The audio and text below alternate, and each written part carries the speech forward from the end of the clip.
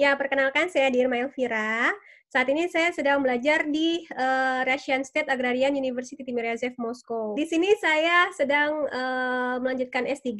Pertama kali saya ke sini itu tahun 2011 untuk S2 saya selama 3 tahun dari 2011 sampai dengan 2014. Kemudian saya pulang ke Indonesia dari 2014 sampai dengan 2017. Dari 2017 hingga dengan saat ini saya melanjutkan PhD saya di sini dan sekitar 4 tahun. Jadi ini sekarang tahun ketiga saya. Insya Allah tinggal 1 tahun lagi, tahun depan saya selesai, tahun 2021. Saya nggak mau ya di situ-situ aja cari dapat nih beasiswa Rusia gitu.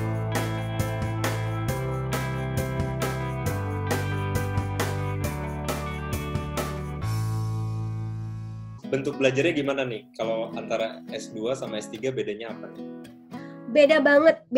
Kalau S2 itu kita masih ada yang kerja kelompok ya gitu. Misalnya ada tugas diketuk tuh sama teman satu asrama. Adi, ayo kita ngerjain tugas bareng-bareng. Ya udah ngerjain bareng-bareng gitu. Terus nanti di kelas kita diskusi sama-sama gitu. Itu masih enak banget. Tetapi ketika sampai di S3 ini itu udah kamu saya udah nggak peduli gitu. Ketika saya pengen tanya tugas, kita ada tugas apa? Tanya aja sama dosenmu. Nah, bener banget. Jadi waktu pas S3 kemarin tuh saya datang terlambat. Saya datang itu di bulan Desember.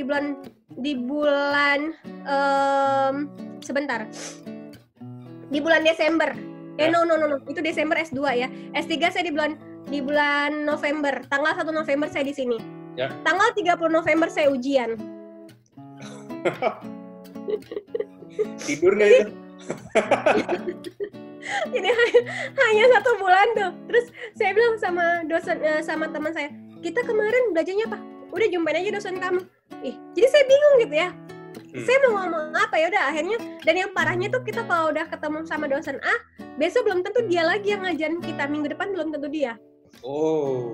Minggu depannya lagi belum tentu dia. Jadi dosennya selalu berganti-gantian. Jadi saya bingung nih, siapa ini dosen yang penanggung jawabnya nih siapa gitu ya. Udah akhirnya saya yang kelabakan sendiri jumpain, boleh nggak saya dikasih tahu tugas saya apa, soalnya kemarin saya pulang kampung begini-gini, atau saya belum datang gitu. Ya itu memang keteteran banget. Jadi kalau untuk S3 itu belajar di kelas hanya 10%. 90% kita cari di luar. Kalau untuk S2 itu masih mending ya. Di S2 itu sekitar 40% kita di kelas, 60% di luar. Tapi di S3 tuh sangat jauh sekali, beda gitu. Terus keuntungannya apa nih kalau belajar di kampus yang ini nih? Kalau dibanding dengan kampus-kampus di Indonesia ya, kita maksudnya mencari hal-hal yang positifnya apa nih yang bisa kita pelajari? Ya, pertama sih keuntungannya banyak banget. Pertama itu kita dapat kualitas pendidikan yang di sini tuh sudah bertaraf internasional, itu pasti banget ya, karena kan apalagi Rusia dia bertaraf Eropa ya, jadi udah tingkatnya udah lebih tinggi dibandingkan, bukan kita mau menjelekkan tapi setidaknya jauh lebih baik begitu. Terus kedua, fasilitas untuk di sini tuh lebih lengkap dan modern. Jadi kayak misalnya perlengkapannya sudah jauh lebih lengkap, lebih modern dibandingkan yang di tempat di Indonesia gitu. Tapi kalaupun dibilang Indonesia juga sekarang sudah mulai sudah banyak ya, sudah. Iya, tidak semua ya. Kalau di sini sudah pasti semuanya seperti itu. Terus juga taraf pendidikannya lebih tinggi, lebih berkomunikatif, kemudian lebih terlatih, apalagi dalam melakukan research gitu. Jadi mereka tuh jauh lebih maju, lebih profesional, lebih maju lagi gitu. Nah, kemudian jurusannya juga bervariasi, lebih fokus gitu. Kalau misalnya kayak di sini ya, saya ekologi. Saya masih ada bidangnya lagi tuh ekologi.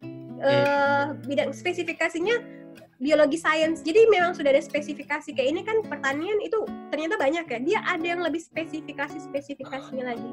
Gitu. Oh, luar biasa. Itu iya. Kalau dari sisi tantangan gimana? Kalau apa sih yang paling menantang, terutama sekarang nih waktu S3 nih, yang paling menantang pada saat belajar di kampus yang sekarang itu seperti apa? Yang paling menantangnya itu yang pasti karena saya itu penelitian, jadi yang lebih menantang tuh di bidang penelitian saya ya.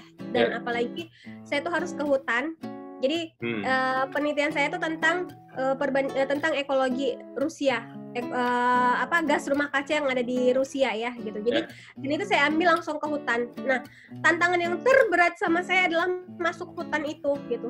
Jadi kalau udah datang ke sana itu dan saya tuh sukanya yang tiba-tiba hari ini besok mau datang, hari ini saya baru ngabarin tuh sama direkturnya. Pak, saya dari Melvira, dari Indonesia, saya mau ke sana, saya mau ambil sampel. Izinkan saya ya, ini suratnya gitu. Saya minta surat izin supaya saya bisa masuk ke hutan. Terus saya kirim by email dan beliau langsung, oke, saya ACC ya, kamu masuk ke hutan. Tetapi ketika sampai di sana, saya tidak dapat tempat tinggal. Saya tidurnya di tengah hutan, benar-benar di tengah hutan. Itu really. Tinggal di mana dong kalau gitu di hutan? Bagaimana? Nah, tinggal di mana jadinya waktu penelitian di hutan itu? Ada keakomodasi di sana atau? Iya, jadi dari sini kita ke terminal ya. Dari terminal tuh naik bus, ada bus besar, ada bus kecil. Saya dapat bus besar. Nanti sampai ke stasiun di sana. Sampai terminal di sana. Terminal sana kecil banget ya, kayak pom bensin gitu. Habis dari situ saya pesan taksi sampai ke hutan, ke penginapan. Ternyata bukan di belum sampai ke penginapan, masih di pinggiran ke penginapannya. Jadi saya mau masuk ke penginapan itu jalan kaki loh, ke dalam hutannya itu jalan kaki. Gak ada angkot ya? Gak ada angkot, gak ada becak, gak ada apa-apa. Dan bawaan saya tuh banyak, bawa tas pakaian, bawa tas dan satunya tas untuk masak, satunya lagi tas untuk alat untuk penelitian.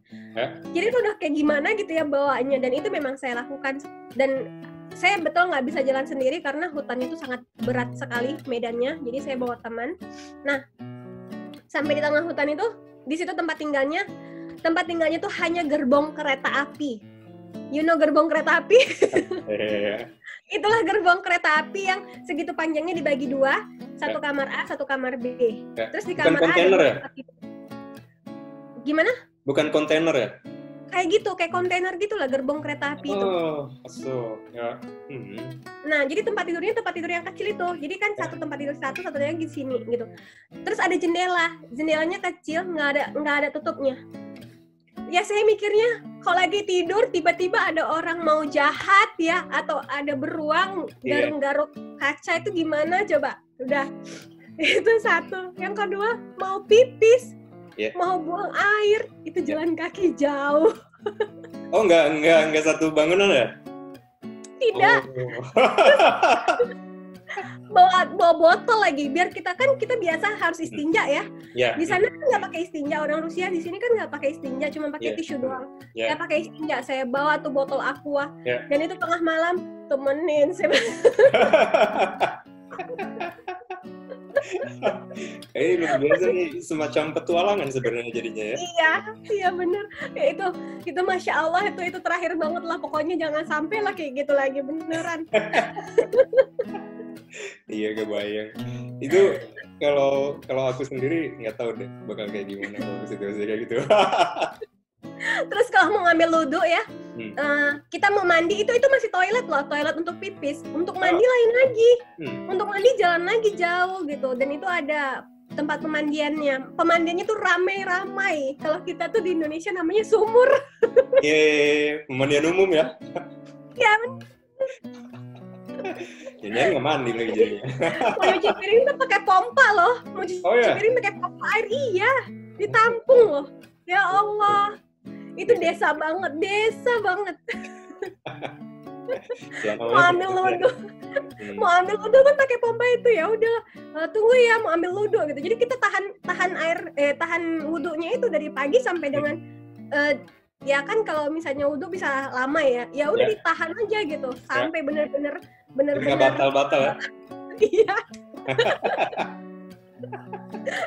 Tapi kalau udah subuh itu karena jauh, udahlah tayamum aja deh gitu. Darurat ya.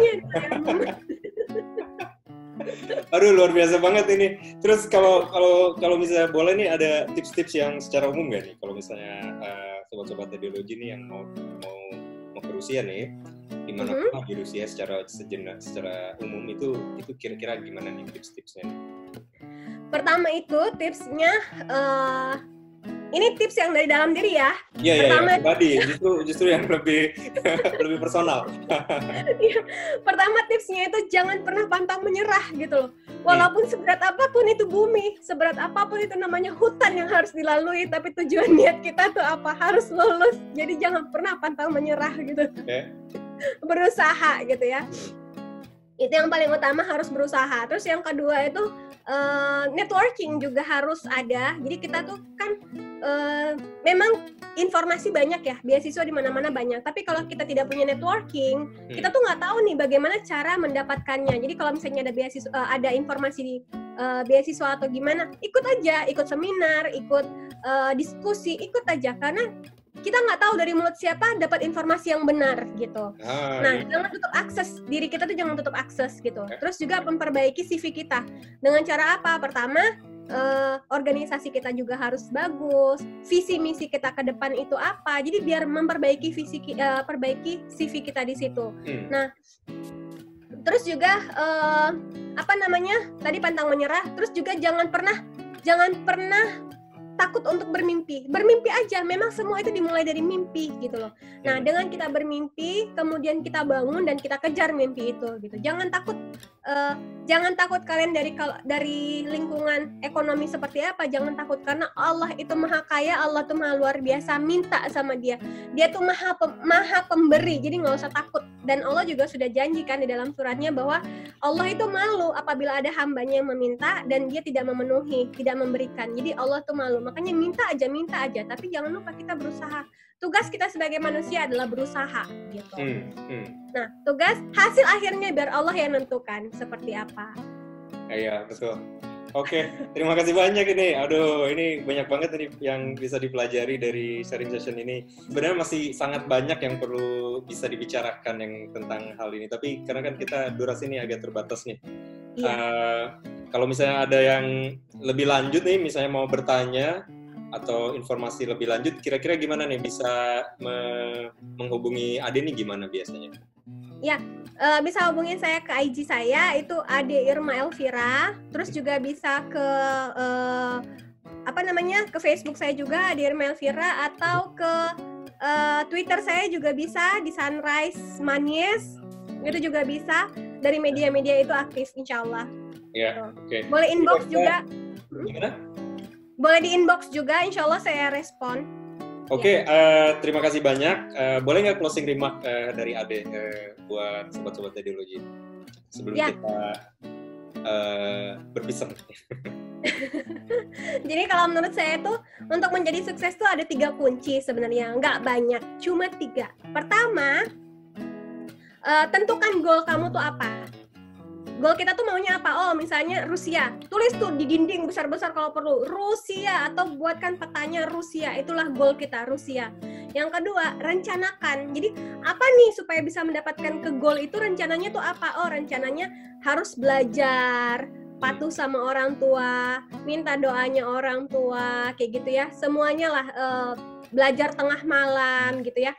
Pokoknya study hard lah gitu ya, itu rencananya. Yang ketiga, jangan cuma tulis di rencananya apa-apa saja, tapi dilakukan gitu loh. Orang kan biasa sih, oke, rencananya begini, ekspektasinya nggak kayak gitu. Enggak, jangan. Jadi ekspektasi kita tuh harus sesuai yang kita rencanakan. Harus realnya itu harus sesuai dengan yang kita ekspektasikan. Jadi kita maunya, tadi tuh rencananya belajar keras. Ya udah, benar-benar kita belajar.